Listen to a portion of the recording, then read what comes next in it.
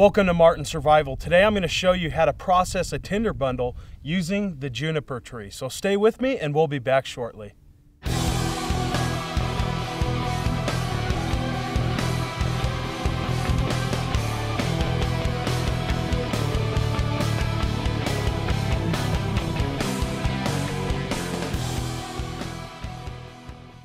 Now what I want to do with this tinder bundle is I want it to work as a flame extender. Meaning once I dump this ember into my tinder bundle and I blow it into flame, it burns a lot longer than just throwing it together and then blowing it into flame. So as long as we have this process correctly, we can do exactly that. And the first thing I want is I want a good chunk of bark, which this is right here. This is a nice thick piece of juniper bark. You can see it's all binded together fairly well. And I just want to kind of break it up and loosen it a bit because this is going to be my shell.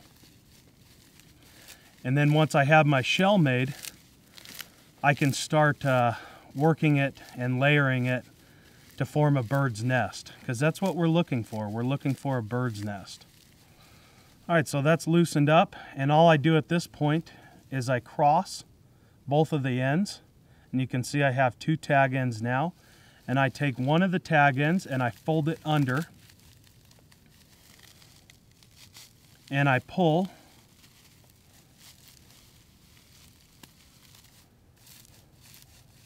and from here we can still loosen this up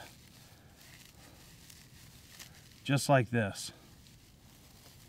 So I want to make this just a tad bit bigger. Okay, so this is about good. I can even remove some of that bark. And now I have my shell, as you can see here. So now that I got my shell, I want to start layering it. And on the bottom, I am going to take large strips of juniper, and I'm going to go horizontal from my tag ends, just like this.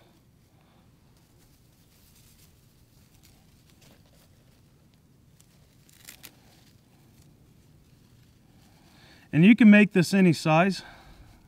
You've seen on some of my other videos, I've made these things really large to where my tinder bundle can burn even longer than 10 minutes. I've had these things burn for easily 15-20 minutes. Like I said, it's all depending on how you process this. If we process this right, we can have a hell of a bundle here.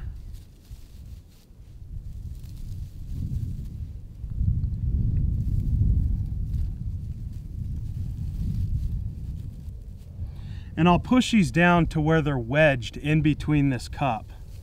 That's also a very critical step to this process.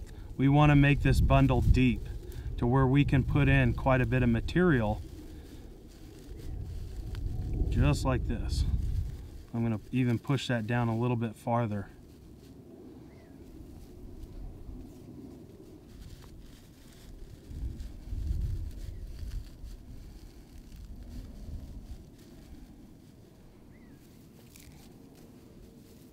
And the one thing you got to remember when you're making fire, whether it's a tinder bundle, a fire lay, or even adding fuel to a fire, fire likes chaos. So the more chaotic your material looks, the better the fire will build. So once again, this thing isn't going to look pretty. It's going to be very functional.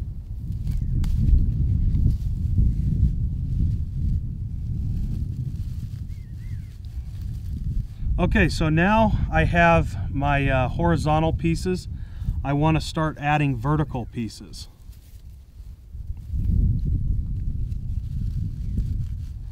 And once again, I want to push that down to form a little bit of a cup. Well, I should say a deep cup.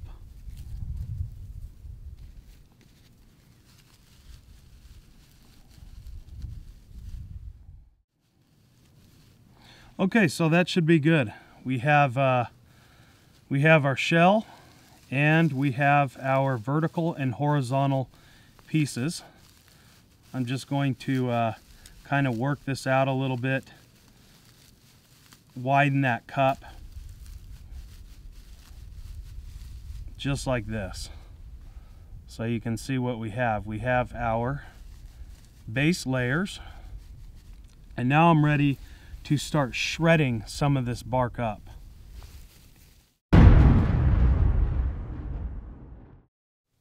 So once again, you can see the base of my tinder bundle. I'm going to set that to the side. And all I do is I do a bicycle motion to shred this into some fine pieces. Once again, we're layering this.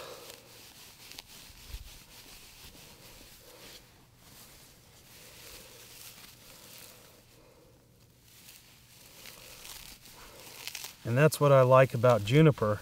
You can get in there and you can split these fibers. You can really work it. And it's an excellent material.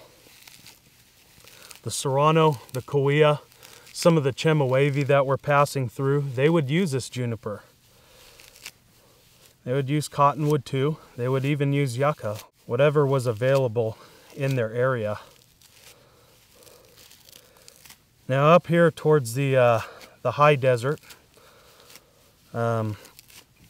they were just passing through. So a lot of the natives would pass through here to gather foods, trade with other tribesmen. But a lot of their homes were once again around water sources. So down in some of these riparian zones where you can find cottonwoods, one of them is about 7 to 10 miles ahead of here. You can find a lot of artifacts and areas where they resided.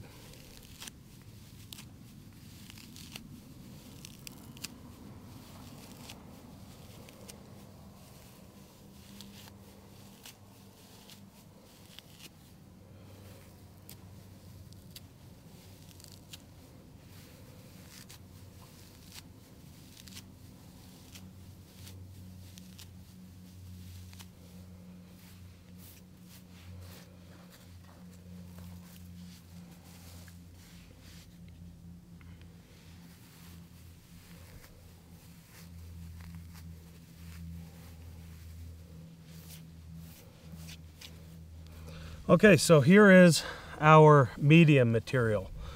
So once again, we're doing a lot of heavy material on the bottom and the shell. Our medium material, we are going to dump that upside down because some of the fine material goes on top, and I'm just going to layer this and kind of push it in the center of our bundle, just like this. So I'm pushing that down, and you can see how stuffed I'm getting this.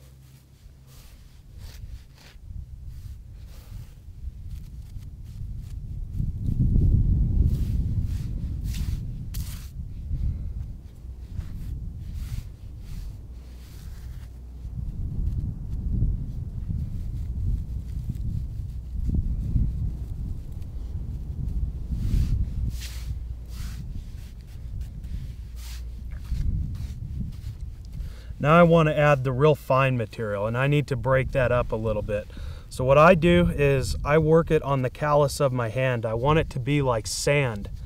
The reason is if I produce a real small ember, this fine powder is going to catch extremely, extremely well.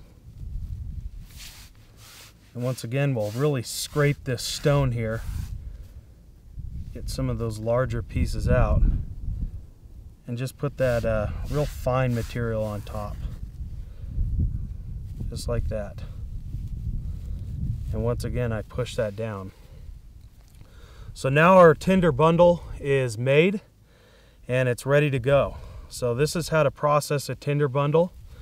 Once again, using this juniper bark, and you can see how I layered it. Now I am going to create an ember using the hand drill. So with the hand drill, our first process is, of course, pick a spot, and I usually go about 1/4 inch, maybe a little bit farther back into the board, and I create my burn-in hole. I could do this with a stone, such as chert, obsidian, quartz, or in this case I'm using my cutting tool.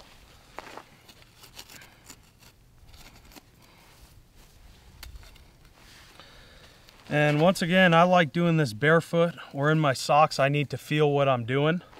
I have my mule fat spindle, my California fan palm rib, and I just want to burn this in.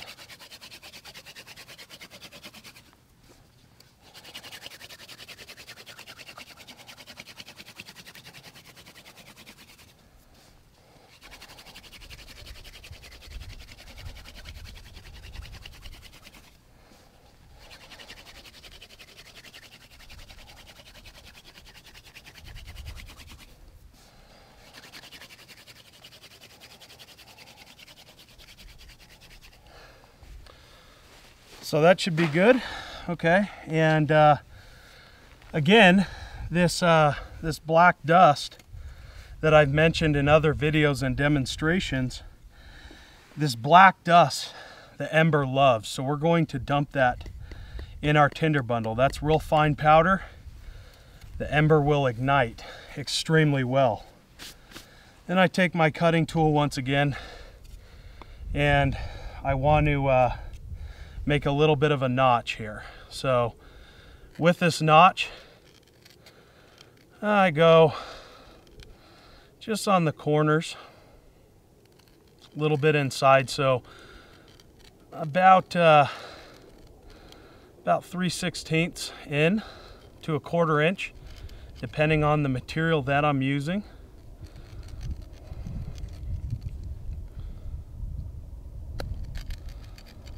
So if I'm using a thicker spindle, then I'll go about a 1/4 inch.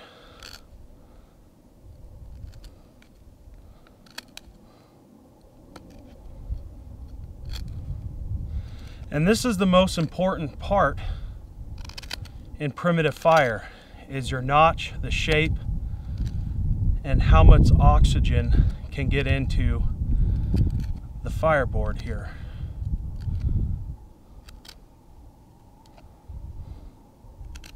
I want to flare out those sides a little bit more. I want to build a nice strong ember.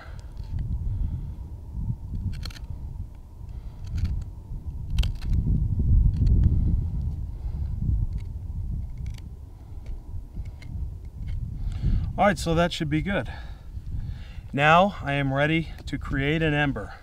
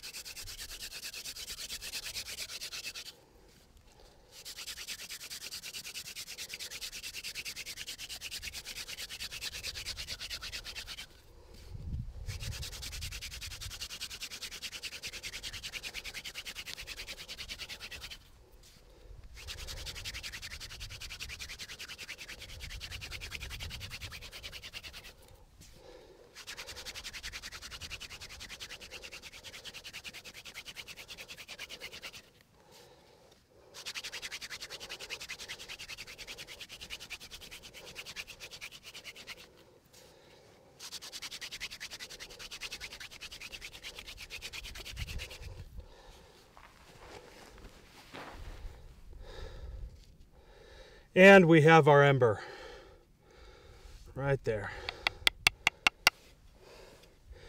At this point, I can blow this into flame.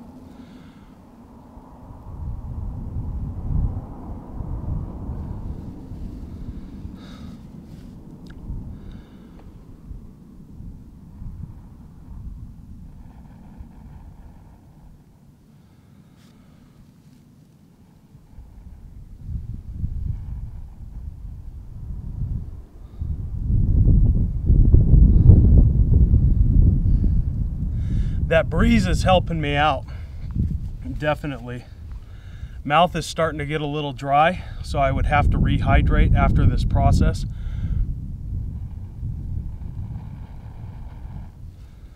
So I see flame. We have fire.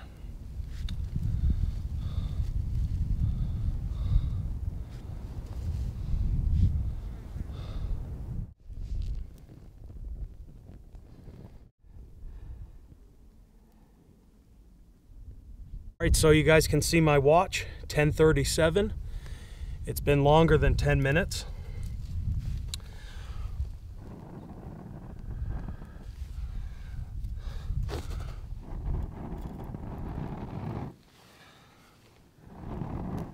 You can still see how hot that is. That tinder bundle is still hot. It's pretty much gone now, but you can see all that red in there.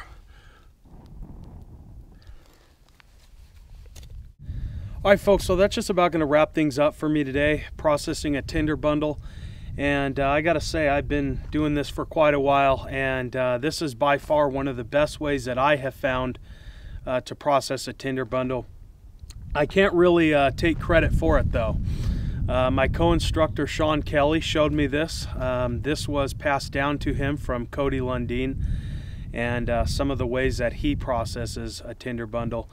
Yeah, it's definitely good. It burned just under 10 minutes, about 8.5 to be exact. But at 10 minutes plus, you saw it got nice and hot. So if I have that under a fire lay, without a doubt, if I have dry wood and dry material, I am going to have a nice fire to where I can cook my food, disinfect water, make tools, and keep the critters away. So with that, I do appreciate you joining me for this video. I'm Jeff with martinsurvival.com, and we'll see you in the next one.